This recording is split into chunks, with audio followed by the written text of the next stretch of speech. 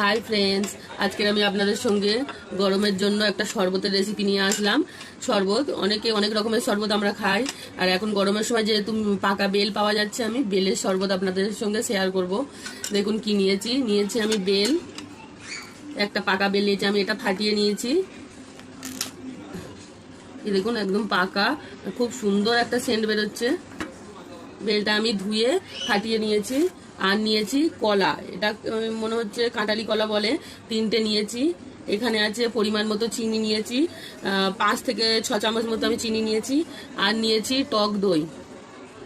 আমরা তো এমনি ঘরে বানিয়ে খাই, বেলপানা করে খাই বা বেলের শরবত যেটা খুশি বলেন না কেন, কিন্তু খালি বেল আর চিনি দিয়েই আমরা শরবত বানাই। কিন্তু আপনারা একবার বানিয়ে দেখুন কলা আর টক দই দিয়ে, একবার প্লিজ বানিয়ে দেখুন, কেমন লাগবে আমাকে কমেন্ট করে বলবেন। দারুণ খেতে। আমরা তো কালকের বানিয়েছিলাম, এত সুন্দর টেস্টি হয়েছিল, তো ভাবলাম আরও একটা বেল আছে, এটা আপনাদের সঙ্গে শেয়ার করা যাক, সেই জন্য রেসিপিটা নিয়ে আসলাম। পুরো ভিডিওটা দেখতে থাকুন, আশা করি ভালো লাগবে। আমি প্রথমে বেলের ভিতর থেকে শাঁসগুলো বের করে নেব। এইভাবে চামচ দিয়ে বের করতে হবে। আর বেল তো এমনি হালকা তিতকুটে ভাব থাকে, আমরা যখন বেলের শরবত বানাই খাওয়ার পরে গালটা কেরাম হয়ে যায়, কেমন একটা লাগে বোধ বোধ। তো এইভাবে যদি টক দই কলা আপনারা দিয়ে বানান, একদম কোনো অসুবিধা হবে না, খেতে খুব টেস্টি লাগবে। এইভাবে বেলের ভিতর থেকে চামচ দিয়ে শাঁসগুলো বের করে নিতে হবে। বেলটা অনেক বড়, তো অনেকটাই পানা হয়েছিল আমি যখন কালকের বানিয়েছিলাম। দেখুন এইভাবে, আর এত সুন্দর সেন্ট বের হচ্ছে বেলটা, কি বলবো আর। দেখুন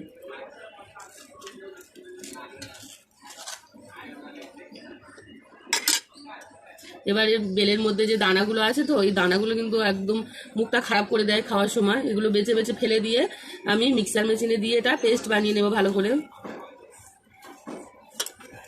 এই দেখুন এই দানাগুলো,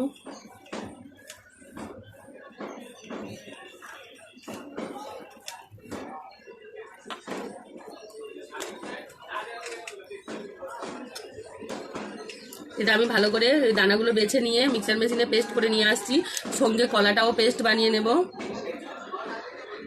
দেখুন বন্ধুরা, আমি বেলটাকে পেস্ট বানিয়ে নিয়ে এসেছি মিক্সার মেশিনে দিয়ে, তবেই ভালো মিহি হবে। যদি বা হাত দিয়ে এমনি মানে মিক্স করতাম না, তাহলে কেমন একটা ছিবড়া ছিবড়া থাকতো, মুখের মধ্যে অতটা ভালো লাগতো না। এখানে দেখুন 3টে কলা আমি পেস্ট বানিয়েছি, আর এই বেলটা এত সুন্দর, বেলটা সেন্ট বের হচ্ছে, আর প্রচণ্ড মিষ্টি। পরিমাণ মতোই চিনি দেবো। আর দেখুন আমি যখন বেলটাকে জল দিয়ে হাত দিয়ে কচলাচ্ছিলাম, অল্প একটু জল দিয়ে, তারপরে এই দানাগুলো আর এই ছিবড়েগুলো বের হয়েছে। দেখুন এগুলো না ফেলে দিলে কিন্তু তিতকুটে ভাব আসবে, এতগুলো বের হয়েছে। এগুলো ফেলে দিয়ে তারপরে আমি মিক্সারের জারে দিয়ে ওটা পেস্ট বানিয়েছি।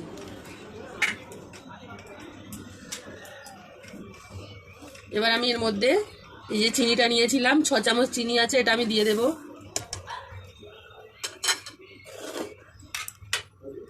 এখানে 4 চামচ মতো দই আছে, টক দই, এটা আমি দিয়ে দেব।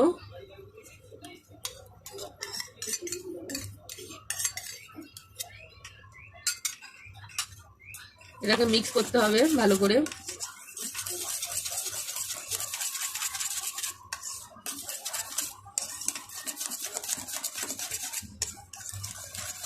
দেখুন কালারটা চেঞ্জ হয়ে গেছে।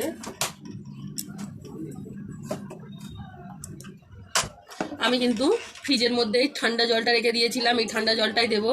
আর বরফ এখন দিচ্ছি না, এখন তো বানিয়ে রাখছি, এখন সবাই খাবে না, যে যখন খাবে বরফ দিয়ে খাবে। এখন আমি আপাতত ঠান্ডা জল দিয়ে এটা বানিয়ে রাখছি।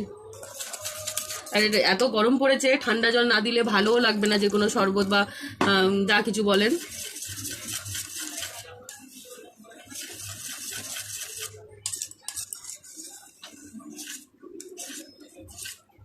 এরকমভাবে অনেক রকমের শরবত আমি বানিয়ে মানে সকালে রেখে দিই। বাচ্চারা যখন স্কুল থেকে আসে দুপুরে, তখন কিন্তু বাচ্চাদের 1 গ্লাস করে দিই, খেলে কিন্তু পেটও ঠান্ডা থাকে, আর গরম থেকে আসলে শরীরটাও ভালো লাগবে।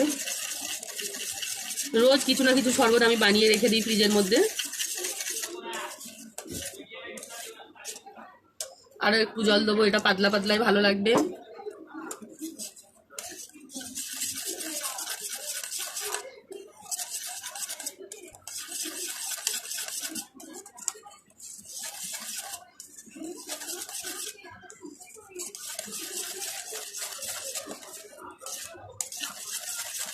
এটা ভালো করে মিক্স করতে হবে।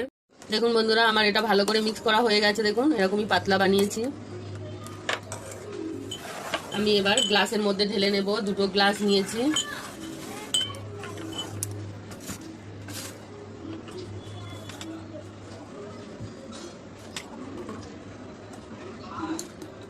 এটা তো বেলের কালারের থেকে চেঞ্জ হয়ে গেছে, যেহেতু কলা দই দিয়েছি।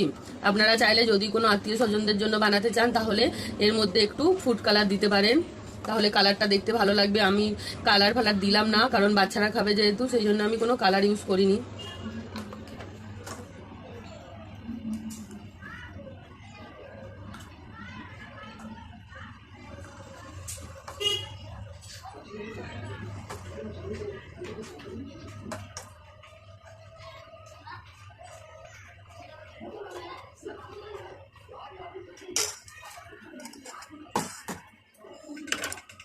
দেখুন আমার বানানো রেডি হয়ে গেছে। কেমন লাগলো বলবেন, ভালো লাগলে লাইক শেয়ার কমেন্ট করবেন, চ্যানেলটিকে সাবস্ক্রাইব করে পাশে থাকবেন। Thank you.